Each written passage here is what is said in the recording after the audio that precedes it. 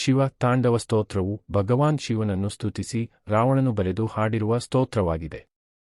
ಶಿವ ತಾಂಡವ ಸ್ತೋತ್ರವು ಎಲ್ಲ ನಕಾರಾತ್ಮಕ ಶಕ್ತಿಗಳನ್ನು ನಿವಾರಿಸುವ ಭಗವಾನ್ ಶಿವನ ಕಾಸ್ಮಿಕ್ ನೃತ್ಯವನ್ನು ಪ್ರತಿನಿಧಿಸುತ್ತದೆ. ಸ್ತೋತ್ರವು 15 ಪದ್ಯಗಳನ್ನು ಒಳಗೊಂಡಿದೆ ಮತ್ತು ಪ್ರತಿ ಪದ್ಯವು ಭಯವಿಲ್ಲದ ಶಿವ ಮತ್ತು ಅವನ ಶಾಶ್ವತ ಸೌಂದರ್ಯವನ್ನು ಬಹಳ ವಿವರವಾಗಿ ವಿವರಿಸುತ್ತದೆ. ರಾವಣ ಶಿವತಾಂಡವ ಸ್ತೋತ್ರವನ್ನು ಏಕೆ ಬರೆದನು?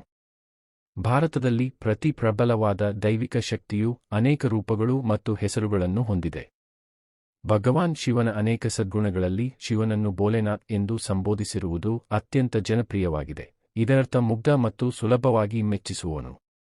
ಇದರ ಬಗ್ಗೆ ದಂತಕಥೆಯು ಹೀಗಿದೆ: ಶಿವನು ತನ್ನನ್ನು ಹೊಗಳಿದವರಿಗೆ ಅಥವಾ ನಂಬಿಕೆ ಮತ್ತು ಭಕ್ತಿಯಿಂದ ತಪಸ್ಸು ಮಾಡಿದವರಿಗೆ ವರವನ್ನು ನೀಡುತ್ತಾನೆ. ಎಲ್ಲ ರಾಕ್ಷಸರು ಇದರ ಅನಪೇಕ್ಷಿತ ಲಾಭವನ್ನು ಪಡೆದರು ಮತ್ತು ಶಿವನನ್ನು ಮೆಚ್ಚಿಸುವುದು ಸುಲಭ ಎಂದು ತಿಳಿದಿದ್ದರಿಂದ ಅವನನ್ನು ಪೂಜಿಸಿದರು ಮತ್ತು ವರವನ್ನು ಪಡೆದರು. ಮಹಾನ್ ಅರ್ಚಕ, ಆಡಳಿತಗಾರ, ಯೋಧ ಮತ್ತು ಶಿವನ ಭಕ್ತನಾಗಿದ್ದ ರಾವಣನನ್ನು ರಾಕ್ಷಸರ ರಾಕ್ಷಸ ಎಂದು ಕರೆಯಲಾಗುತ್ತಿತ್ತು. ಅವನು ತನ್ನನ್ನು ಮತ್ತು ತನ್ನ ಶಕ್ತಿಯನ್ನು ತುಂಬಾ ಪ್ರೀತಿಸುತ್ತಿದ್ದನು. ಶಿವ ತಾಂಡವ ಸ್ತೋತ್ರದ ಕಥೆಯು ರಾವಣನು ತನ್ನ ಕೈಯಲ್ಲಿ ಶಿವನನ್ನು ಶ್ರೀಲಂಕಾಕ್ಕೆ ಕರೆದೊಯ್ಯಲು ಕೈಲಾಸ ಪರ್ವತವನ್ನು ಎತ್ತಲು ಪ್ರಯತ್ನಿಸಿದ ದಿನದಂದು ಪ್ರಾರಂಭವಾಗುತ್ತದೆ. ಪರಿಣಾಮವಾಗಿ ಶಿವನು ತನ್ನ ಬೆರಳನ್ನು ಒತ್ತಿದನು ಮತ್ತು ರಾವಣನ ಬೆರಳುಗಳನ್ನು ಪುಡಿಮಾಡಿದನು. ರಾವಣ ನೋವಿನಿಂದ ಅಳುತ್ತಾನೆ. ಭಗವಾನ್ ಶಿವನ ಕ್ರೋಧದಿಂದ ಪಾರಾಗಲು ರಾವಣನು ಜನಪ್ರಿಯ ಶಿವ ತಾಂಡವ ಸ್ತೋತ್ರ ಎಂದು ಕರೆಯಲ್ಪಡುವ ಸ್ತೋತ್ರವನ್ನು ಹಾಡಿದನು. ಭಗವಂತನನ್ನು ಮೆಚ್ಚಿಸಲು ಸಂಗೀತ ಅತ್ಯಂತ ಶಕ್ತಿಶಾಲಿ ಸಾಧನ ಎಂದು ಹೇಳಲಾಗುತ್ತದೆ. ಭಗವಾನ್ ಶಿವನು ರಾವಣನ ಸಂಗೀತದಲ್ಲಿ ತಲ್ಲೀನನಾದನು ಮತ್ತು ಅಪಾರವಾಗಿ ಪ್ರಸನ್ನನಾದನು.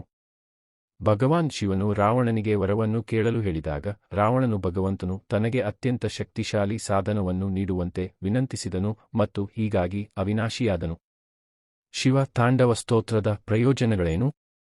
ಶಿವ ತಾಂಡವ ಸ್ತೋತ್ರದಿಂದ ಅಸಂಖ್ಯಾತ ಪ್ರಯೋಜನಗಳಿವೆ. ಶಿವ ತಾಂಡವ ಸ್ತೋತ್ರವನ್ನು ಪಠಿಸುವುದು ಅಥವಾ ಕೇಳುವುದು ಅಪಾರ ಶಕ್ತಿ, ಸೌಂದರ್ಯ ಮತ್ತು ಮಾನಸಿಕ ಶಕ್ತಿಯನ್ನು ನೀಡುತ್ತದೆ. ಸ್ತೋತ್ರವನ್ನು ಪಠಿಸುವುದರಿಂದ ಎಲ್ಲ ನಕಾರಾತ್ಮಕ ಶಕ್ತಿಗಳು ದೂರವಾಗುತ್ತವೆ ಮತ್ತು ವಾತಾವರಣವು ಧಾರ್ಮಿಕವಾಗಿರುತ್ತದೆ ಎಂದು ಹೇಳಲಾಗುತ್ತದೆ. ಶಿವ ತಾಂಡವ ಸ್ತೋತ್ರ ಹಾಗೂ ಅರ್ಥ: ಜಟಾಟವಿಗಲ ಜಲ ಪ್ರವಾಹ ಪಾವಿತಸ್ಥಲೆ ಗಲೇವಲಂಬ್ಯ ಲಂಬಿತಾಂ ಭುಜಂಗತುಂಗಮಾಲಿಕಾಂ ಡಮಡ್ಡಮಡ್ಡಮಡ್ಡಮನ್ನಿನಾದ ಒಡ್ಡಮರ್ವಯಂ ಚಕಾರ ಚಂಡ ತಾಂಡವಂ ತನೋತು ನರ್ ಶಿವ ಶಿವಂ. ಅರ್ಥ: ಭಗವಾನ್ ಶಿವನ ಜಡೆ ಕೂದಲಿನಿಂದ ಪವಿತ್ರ ನದಿ ಹರಿಯುತ್ತದೆ. ಗಂಗೆ ಅವನ ಕುತ್ತಿಗೆಯನ್ನು ಪವಿತ್ರಗೊಳಿಸುತ್ತಾಳೆ. ಅವನ ಕೊರಳಿನಿಂದ ಸರ್ಪವನ್ನು ಹಾರದಂತೆ ತೂಗುಹಾಕುತ್ತಾಳೆ. ಅವನ ಡಮರುವಿನಿಂದ ಗಾಳಿಯನ್ನು ತುಂಬುವ ದಮದ್ ದಮದ್ ದಮದ್ ಶಬ್ದ ಬರುತ್ತದೆ. ಶಿವನು ತನ್ನ ಉತ್ಸಾಹಭರಿತ ತಾಂಡವವನ್ನು ಮಾಡುತ್ತಾನೆ. ನೃತ್ಯ ಭಗವಂತ ನಮ್ಮೆಲ್ಲರನ್ನೂ ಆಶೀರ್ವದಿಸಲಿ. ಜಟಾಕಟ ಸಂಭ್ರಮಭ್ರಮನ್ನಿಲಿಂಪನಿರ್ಜರಿ ವಿಲೋಲವಿಚಿವಲ್ಲರಿ ವಿರಾಜಮಾನ ಮೂರ್ಧನಿ ದಗದ್ದಗದ್ದಗಜ್ವಲ ಲಲಾಟಪಟ್ಟ ಪಾವಕೆ ಕಿಶೋರ ಚಂದ್ರಶೇಖರೇ ರತಿಯ ಪ್ರತಿಕ್ಷಣಂ ಮಮ. ಅರ್ಥ: ಪವಿತ್ರ ಗಂಗೆಯ ಅಲೆಗಳ ಸಾಲುಗಳು ಭಗವಾನ್ ಶಿವನ ಜಡೆ ಕೂದಲಿನ ಮೂಲಕ ಚಲಿಸುವಾಗ ಅದು ಅವನ ತಲೆಯನ್ನು ವೈಭವೀಕರಿಸುತ್ತದೆ. ನದಿಯ ಅಲೆಗಳು ಅವನ ಕೂದಲಿನ ಕಟ್ಟೆಗಳ ಆಳಕ್ಕೆ ಹರಿಯುತ್ತವೆ. ಶಿವನ ಹಣೆಯ ಮೇಲ್ಮೈಯಲ್ಲಿ ಅದ್ಭುತವಾದ ಬೆಂಕಿ ಉರಿಯುತ್ತದೆ ಮತ್ತು ಅರ್ಧಚಂದ್ರನು ಅವನ ತಲೆಯ ಮೇಲಿನ ಆಭರಣವಾಗಿದೆ. ನಾವು ಆತನಲ್ಲಿ ನಿರಂತರ ಆನಂದವನ್ನು ಕಂಡುಕೊಳ್ಳೋಣ. ದರಾದರೇಂದ್ರ ನಂದಿನಿ ವಿಲಾಸ ಬಂಧು ಬಂಧುರ ಸ್ಫುರದ್ದಿಗಂತ ಸಂತತಿ ಪ್ರಮೋದಮಾನ ಮಾನಸೆ ಕೃಪಾ ಕಟಾಕ್ಷ ಧೋರಣಿ ನಿರುದ್ಧ ದುರ್ಧರಾಪದಿ ಕ್ವಚಿದ್ದಿಗಂಬರೆ ಮನೋ ವಿನೋದಮೇತು ವಸ್ತುನಿ. ಅರ್ಥ: ಪರ್ವತರಾಜನ ಮಗಳು ಅಂದರೆ ಪಾರ್ವತಿಯ ಕ್ರೀಡಾ ಸಂಗಾತಿಯಾಗಿರುವ ಶಿವನಿಗೆ ನಮಸ್ಕಾರಗಳು. ಯಾರ ಮನಸ್ಸಿನಲ್ಲಿ ಎಲ್ಲಾ ಜೀವಿಗಳೊಂದಿಗೆ ಬ್ರಹ್ಮಾಂಡವು ಅಸ್ತಿತ್ವದಲ್ಲಿದೆ. ಯಾರು ಸರ್ವವ್ಯಾಪಿ ಕರುಣಾಮಯಿ ನೋಟವು ಎಲ್ಲಾ ಕಷ್ಟಗಳನ್ನು ನಿವಾರಿಸುತ್ತದೆ. ಯಾರೂ ದಿಕ್ಕುಗಳನ್ನು ತನ್ನ ಉಡುಪಿನಂತೆ ಧರಿಸುತ್ತಾನೆ. ನನ್ನ ಮನಸ್ಸು ಅವನಲ್ಲಿ ಆನಂದವನ್ನು ಕಾಣಲಿ. ಜಟಾಭುಜಂಗ ಪಿಂಗಳ ಸ್ಫುರತ್ಪ್ರಣಾಮಣಿ ಪ್ರಭಾ ಕದಂಬಕುಂಕುಮದ್ರವ ಪ್ರಲಿಪ್ತ ದಿಗ್ವಧುಮುಖೆ ಮದಾಂಧ ಸಿಂಧುರ ಸ್ಫುರತ್ವಗುತ್ತರಿಯ ಮೇದುರೆ ಮನೋ ವಿನೋದಮದ್ಭುತಂ ಬಿಬರ್ತು ಭೂತಭರ್ತರಿ. ಅರ್ಥ: ತೆವಳುವ ಸರ್ಪದ ಕೆಂಪು ಕಂದು ಬಣ್ಣದ ಕವಚದ ಮೇಲೆ ರತ್ನದ ಹೊಳಪಿನಿಂದ ಪ್ರಕಾಶಮಾನವಾಗಿ ಹೊಳೆಯುವ ಶಿವನಿಗೆ ನಮಸ್ಕಾರಗಳು. ಕದಂಬ ರಸದಂತಹ ಕೆಂಪು ಸಿಂಧೂರವನ್ನು ದಿಕ್ಕಿನ ದೇವತೆಗಳ ಮುಖದ ಮೇಲೆ ಲೇಪಿತವಾಗಿದೆ. ಅವರು ಮೇಲಂಗಿಯನ್ನು ಧರಿಸುತ್ತಾರೆ. ಅದು ಆನೆಯ ಚರ್ಮದಿಂದ ಮಾಡಲ್ಪಟ್ಟಿದೆ. ನಾನು ಆ ಭಗವಂತನಲ್ಲಿ ಆನಂದವನ್ನು ಪಡೆಯಲಿ. ಸಹಸ್ರಲೋಚನ ಪ್ರವೃತ್ತೆ ಶೇಷಲೇಖ ಶೇಖರ ಪ್ರಸೂನದೂಳಿದೋರಣಿ ವಿದೂಸರಾಂಗ್ರಿ ಪೀಠಭುವ ಭುಜಂಗರಾಜಮಾಲಯ ನಿಬದ್ಧ ಜಾಟ ಜೂಟಕ ಶ್ರೀಯೈ ಚಿರಾಯ ಜಾಯತಾಂ ಚಕೋರಬಂಧು ಶೇಖರ. ಅರ್ಥ: ಇಂದ್ರ, ವಿಷ್ಣು ಮತ್ತು ಇತರ ದೇವತೆಗಳ ತಲೆಯಿಂದ ಬೀಳುವ ಹೂವುಗಳ ಧೂಳಿನಿಂದ ಅಲಂಕರಿಸಲ್ಪಟ್ಟ ಶಿವನಿಗೆ ನಮಸ್ಕಾರಗಳು. ಇಂದ್ರ, ವಿಷ್ಣು ಮತ್ತು ಇತರರು ಹಾವಿನ ಮಾಲೆಯಿಂದ ಜಡೆಯ ಕಟ್ಟೆಗಳನ್ನು ಕಟ್ಟಲಾಗಿದೆ. ಯಾರ ತಲೆಯು ಚಂದ್ರನನ್ನು ಹಿಡಿದಿದೆ ಆ ಶಿವ ನಮಗೆ ಸಮೃದ್ಧಿಯನ್ನು ದಯಪಾಲಿಸಲಿ. ಲಲಾಟ್ಚತ್ವರಜ್ವಲದ್ದನಂಜೆ ಸ್ಫುಲಿಂಗಬಾ ನಿಪೀತ ಪಂಚಸಾಯಕಂ ನಮನ್ನಿಲಿಂಪನಾಯಕಂ ಸುಧಾಮಯುಕಲೇಖೆಯ ವಿರಾಜಮಾನಶೇಖರಂ ಮಹಾಕಪಾಲಿ ಸಂಪದೆ ಶಿರೋಜಟಾಲಮಸ್ತು ನ. ಅರ್ಥ: ತನ್ನ ಹಣೆಯ ಮೇಲೆ ಉರಿಯುತ್ತಿರುವ ಬೆಂಕಿಯಿಂದ ಪ್ರೀತಿಯ ದೇವರನ್ನು ಅಂದರೆ ಮನ್ಮಥ ದೇವನನ್ನು ಸುಟ್ಟವನು. ಆಕಾಶದ ನಾಯಕರಿಂದ ಪೂಜಿಸಲ್ಪಟ್ಟವನು. ಹಣೆಯು ಚಂದ್ರನ ಹೊಳಪಿನಿಂದ ಮತ್ತು ತಂಪಾದ ಕಿರಣಗಳಿಂದ ಮೋಹಿಸುವವನು. ಅವನು ತನ್ನ ಅನುಗ್ರಹವನ್ನು ನಮ್ಮ ಮೇಲೆ ವರಿಸಲಿ, ಅದರಿಂದ ನಾವು ಸಿದ್ಧಿ ಸಂಪತ್ತನ್ನು ಪಡೆಯುತ್ತೇವೆ.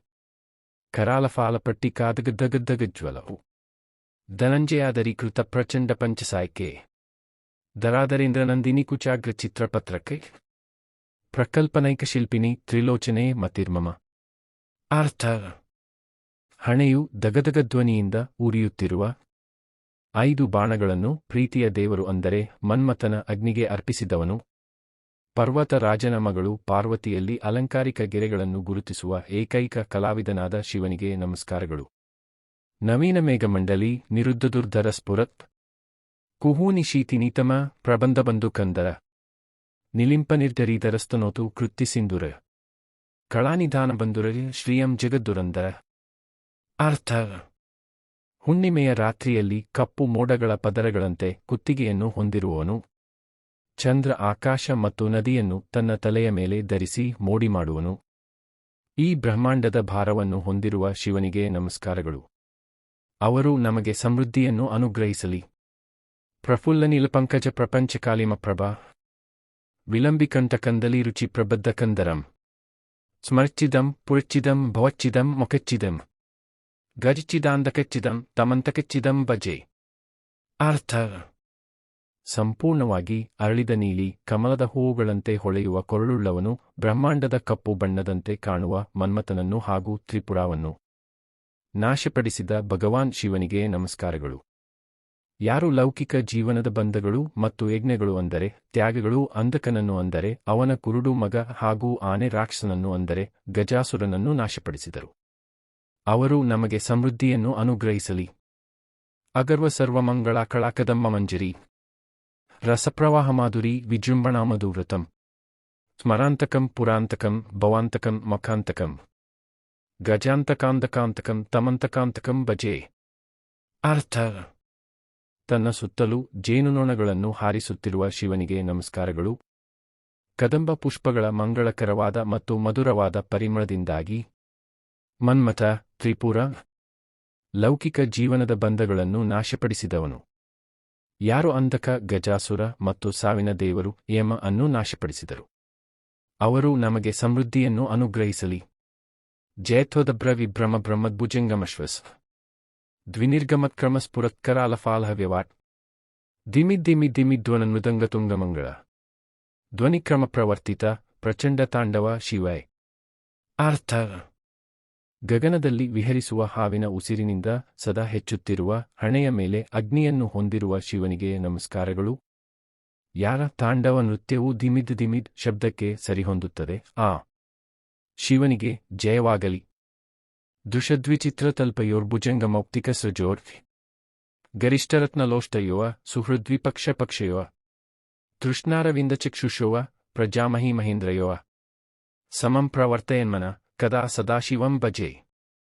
ಅರ್ಥ: ಪ್ರಪಂಚದ ವಿವಿಧ ರೂಪಗಳ ಕಡೆಗೆ, ಹಾವು ಮತ್ತು ಮಾಲೆಯ ಕಡೆಗೆ, ಅತ್ಯಮೂಲ್ಯವಾದ ರತ್ನದ ಕಡೆಗೆ ಮತ್ತು ಕೊಳಕು ಮತ್ತು ಸ್ನೇಹಿತರು ಮತ್ತು ಶತ್ರುಗಳ ಕಡೆಗೆ, ಹುಲ್ಲು ಅಥವಾ ಕಮಲದ ಕಡೆಗೆ, ಸಾಮಾನ್ಯ ಜನರು ಅಥವಾ ಚಕ್ರವರ್ತಿಗಳ ಕಡೆಗೆ ಶಿವನು ಸಮಚಿತ್ತ ದೃಷ್ಟಿಯಿರುತ್ತದೆ. ನಾನು ಸದಾಶಿವ ದೇವರನ್ನು ಎಲ್ಲಿ ಪೂಜಿಸಬಹುದು?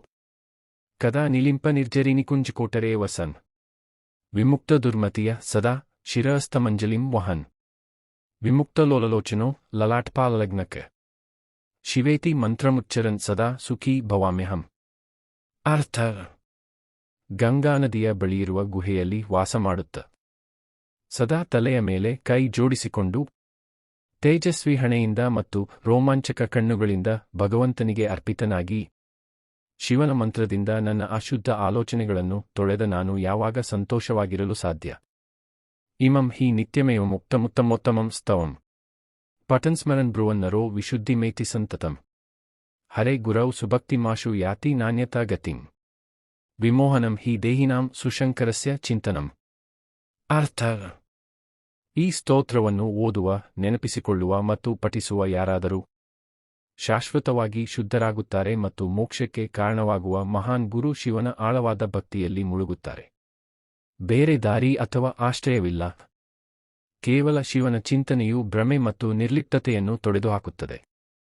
ಪೂಜಾವಸಾನ ಸಮಯೇ ದಶವಕ್ತ್ರಗೀತಮ್ಯೇ ಶಂಭುಪೂಜನಪರಂ ಪಠತಿ ಪ್ರದೋಷೆ ತಸ್ಯ ಸ್ಥಿರಾಂ ರತಗಜೇಂದ್ರತುರಂಗಯುಕ್ತಾಂ ಲಕ್ಷ್ಮೀಂ ಸದೈವ ಸುಮುಖಿಂ ಪ್ರದದಾತಿ ಶಂಭುವ. ಅರ್ಥ: ರಾವಣನು ರಚಿಸಿದ ಈ ಹಾಡನ್ನು ಮುಂಜಾನೆ ಶಿವನ ಪ್ರಾರ್ಥನೆಯ ಕೊನೆಯಲ್ಲಿ ಪಠಿಸುವವನು ರಥ, ಆನೆ, ಕುದುರೆಗಳ ಸಂಪತ್ತನ್ನು ಪಡೆಯುತ್ತಾನೆ. ಭಗವಂತ ಶಂಭು ಅಂತಹವರಿಗೆ ಸದಾ ಸಮೃದ್ಧಿಯನ್ನು ನೀಡುತ್ತಾನೆ. ಓಂ ನಮಃ ಶಿವಾಯ.